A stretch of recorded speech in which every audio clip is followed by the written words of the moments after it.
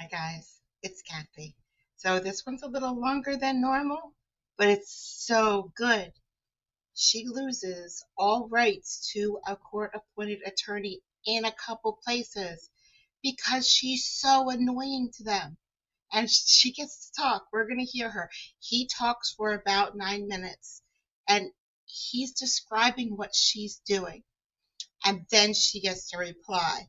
And then the judge gets to reply. So it's really good. I hope you stick around for it. Let's get started. More. To address defense motion to withdraw as attorney. All right, Mr. Franklin, go ahead. Thank you, Your Honor. I have two motions before the court. There's a motion to withdraw. That's due to a breakdown of relationship between my client and me. I'm also want to argue for a motion to forfeit the right to appointed counsel. So just to begin, the first part of the motion, withdraw. Normally, when I withdraw from a case, it would just be standard to let the court know there's been a breakdown of relationship, and I typically wouldn't say much else beyond that. But in this particular case, from the onset of the relationship, my client began recording calls that were supposed to be confidential, email exchanges, and then there were assertions put before the district court that I had had no contact with Ms. Lipscomb. And in the same, well, in a different sentence, or the same communication, I was let know that she records some of those conversations, which tells me that if I've never had contact with her, how could she record our conversations? So that's just untrue. And so the basis of this forfeiture motion, now a waiver, as the court knows, is a knowing and willing consensual relinquishment of right, because the founders of this country, they did envision appointed counsel. They knew well the benefit of an appointed attorney, but they never envisioned compulsory counsel, which is why a person can waive many of the rights that the Constitution guarantees. They're not compelled to have them if they don't want them. Forfeiture is a little bit different.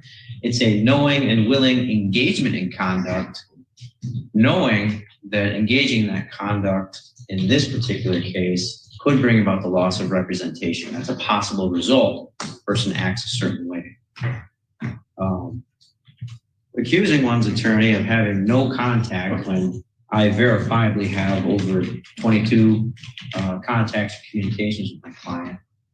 Well, that's just part of being an officer of the court is you can't put a lie before the court. So I have to correct that. I've had robust communication with Ms. Lipscomb. I believe our very first conversation lasted over an hour and a half. But what Ms. Lipscomb has done is deliberately begin to fabricate a record, an adversarial record against myself, when initially there was no reason to do that. We just met, I was taking on her case. Yes, she let me know that she's been recording these conversations to use them later, I'm guessing against me. So combine that with the inaccurate statement that I've had no contact with her. We've already covered that's not true. And it's not just that. It's that verifiably on social media, we can see that Ms. Lipscomb has recorded court staff. She's recorded Ms. Woody, the prosecutor, and done all these other things and post these recordings on social media, which tends to frustrate my ability to present a defense. If she's putting out statements, these are statements of a party opponent that can later be used against her. But more than that, it shows that she's taking the court process, and what we see is in the district court, when it became time for trial, that's when the relationship really began to break down. I know in this particular case, there was Mr. Samuels as first the attorney. I remember him citing that there was a breakdown of relationship. I believe Ms. Lipscomb said that he had not had contact with her either. I don't know the status of the communication, that relationship. I wasn't privy to that, but that relationship broke down. Now she is on her second attorney, and I can tell you that it is broken down because I've had communication, but I'm being accused of not having communication. But it's not just 2 attorneys. So this case, she actually technically went through 3 attorneys. Before this case began, she had the chief public defender, Mr. Downs, representing her on a different case. She chose to record those conversations, which soured that relationship. Before this case even began, she had already burned through one attorney at the public defender's office. So there simply is no one else to represent Ms. Lipscomb. I can imagine no attorney who would find it acceptable to have their communications between the client, confidential communications, recorded and then put on social media. Not because the attorney fears that what they say is incorrect, but because it is completely contradictory to representing that client and helping them maintain the right to remain silent. So a change of attorney here, even though there really is no one else to appoint, is not, in my opinion, going to change her behavior. I had a similar hearing in the district court where it was insinuated that the legal decisions that I make are based on race, gender, and other protected classes. I can think of nothing more repulsive to me if that were even true. I spent a long time getting my law license. I went through a lot. There were many slippery rungs of that ladder that I had to climb. And it started in New York City where it was hard just to get into law school for me. As I went through law school, I had to go through divorce. And that was also very difficult. I contemplated quitting, as many of my classmates did who went through similar situations. However, I didn't do that. I buckled down, I transferred to Michigan State, I came home, I lost my entire social network, I had no support, was in a tiny apartment, and I worked hard. Eventually, I would sit for the bar, I paid for it on my own dime, I passed it the first time, I didn't take a fancy course, I couldn't afford one. I studied on my own by candlelight some nights during the polar vortex. So I know well what the law requires of an attorney. And when someone says, I'm not doing my due diligence, that hits me pretty hard. So I don't make decisions based on race or gender. If I'm ever mistaken, I'm absolutely open to being corrected, but I just find that notion to be repugnant and that accusation to be repugnant to my character. So I can tell the court what's probably going to happen here, which is the same types of things that are going to happen at the district court level. As this case gets closer to trial, even if the court were to find another attorney, I see Ms. Lipscomb is probably going to engage in the same type of adversarial behavior as it gets close to trial. That relationship will break down, and what we see is repetitive conduct that frustrates the normal workings of the court. She has chosen to engage in this behavior. She chooses to record conversations. She chooses to post it on social media. She chose to accuse me of having no contact with her when verifiably I've had over 22 communications. She engaged in this conduct knowing it could lose her, this attorney, and it can also lose her, under people for Cameron, the right to appointed counsel. She would still be free, if the court grants my motion, to procure counsel. It sounds like she's in the process of doing that. She's still free to represent herself. She's still free to take on a pro bono attorney. But as for the right to appointed counsel, I think her conduct and her abuse of her counsel has risen to the level where she has forfeited that right. And we know that the court can forfeit that. Before the attorney system was set in place in this county and other counties, courts would appoint attorneys on a contract system. And some individuals would go through more attorneys than others. And there usually comes a time when the court would say, without case law, look, if you can't make it nice with this attorney, you're not getting any more. And that's where we are with this case. So I would ask the court to grant my motion to withdraw because there's been a breakdown in the relationship. And also, based on People v. Cameron, grant my request for the forfeiture of the right to appoint a counsel. So the court is no longer obligated to appoint the public defender services for Ms. Lipscomb in this particular case. Ms. Lipscomb, do you have a response, if any? Yeah, I actually do have a response. What I'll say, one is speculation completely, him saying that I'm recording for the reason of trying to get anyone in trouble or anything and stuff like that.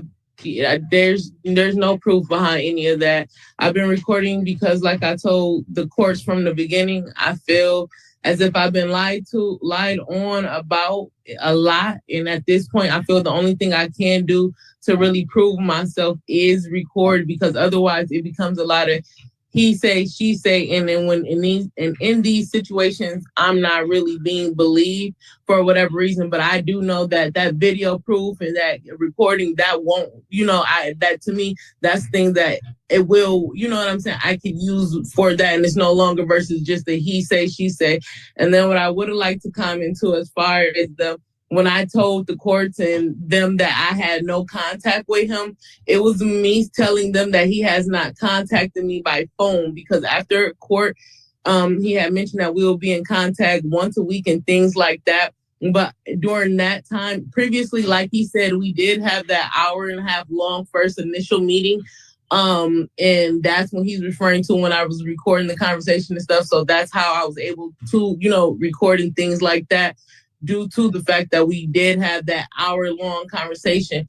But once his murder trial stuff had begun, every time, and I have the emails as well as I'm pretty sure he hasn't to submit to you guys, every time it was time for us to meet and stuff or have a meeting, he would say something like, oh, I'm still in trial, or I'll call you later, or things like this. And then at that time, I'm not sure if they had the right number for me, because he was also told me like, oh, I tried to call you, but your voicemail's full. And I'm like, this is a brand new phone. There's no way that my voicemail's full. I don't even have a voicemail on this phone yet for my voicemail to be full.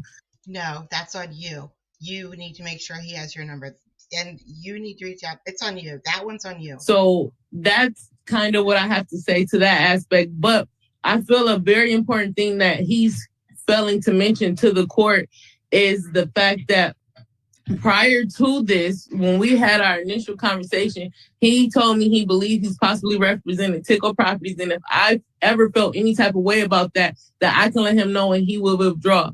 At the court, when I found out that the owner of Tickle Properties was not going to be required to come to trial because he was sick with cancer and stuff, I didn't feel comfortable with that. So I expressed that to him. And he basically was trying to defend Tickle Properties and stuff like that. And I let him know, like, hey, you know what?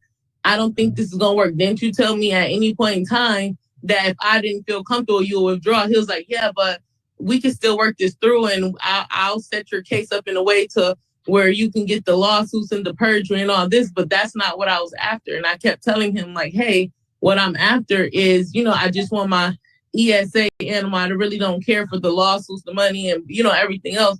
And he's just like, well, at this point, I can't really help you with that. I'm just going to set you up so you have a very good appeal and a very good blah, blah, blah at the end of all this.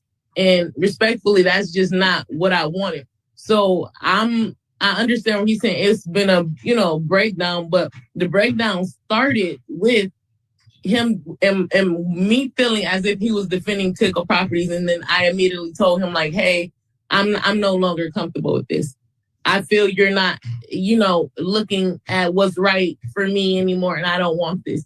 And then once I voiced that to him, that's when the more of our issues began, because as the case kept going on, I feel as if he wasn't doing what I was asking him to do. And he's like, oh, I'm sorry. He's like, oh, well, I'm only required to do so much by law, and you're asking me to lie, or you're asking me to do this, and that. And it's like, I'm literally, even as today, like, I can literally just ask a simple question and either I'm being ignored, or he's like, oh, well, let me figure this out by the uppers if I'm even able to answer that or assist you with this and stuff like that. So it's like, I understand, certain things that he doesn't feel comfortable doing or want to do and stuff like that. But, when you're what I feel my attorney, if I'm emailing you questions and things like that, and then you're not responding back to him, or you only answering certain things, or you telling me like, oh, I don't have nothing further for you, but, and then I'm telling you like, hey, well, I still have questions. And then it's just being ignored. And then finally I'm being brought up like, oh, you're angry, you're this, you're that. I'm being told that I'm the basic stereotypic angry Black woman and things like that. And it's like, no, I'm really not. All I'm trying to do is, have representation of my case that I feel is fair. And if you had anything to do with Tickle Properties, and these are the people who make all these accusations against me, and then you're, I don't know. I felt very uncomfortable with the whole tickle properties thing with him. That was my whole complaint. And then once I voiced that, like I said, it just literally went downhill from there. It went downhill, and I mean fast. And then Ms. Lipscomb, could I just put out Mr. Franklin in his motion has indicated to the court in writing that he has never worked for tickle properties. He never represented them.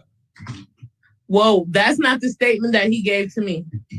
And if you want, you can question him on that. But the statement that he gave to me is that he works for a law firm and he believed that he may have represented them before. And if I ever felt uncomfortable about it in any way, that he will withdraw. Well, did you read his motion? No, I wasn't given the motion until like the Monday before, last Monday. Not yesterday, but like last Monday. And my mom's been working with our church family and stuff like that to give me a lawyer. So he gave you the motion when?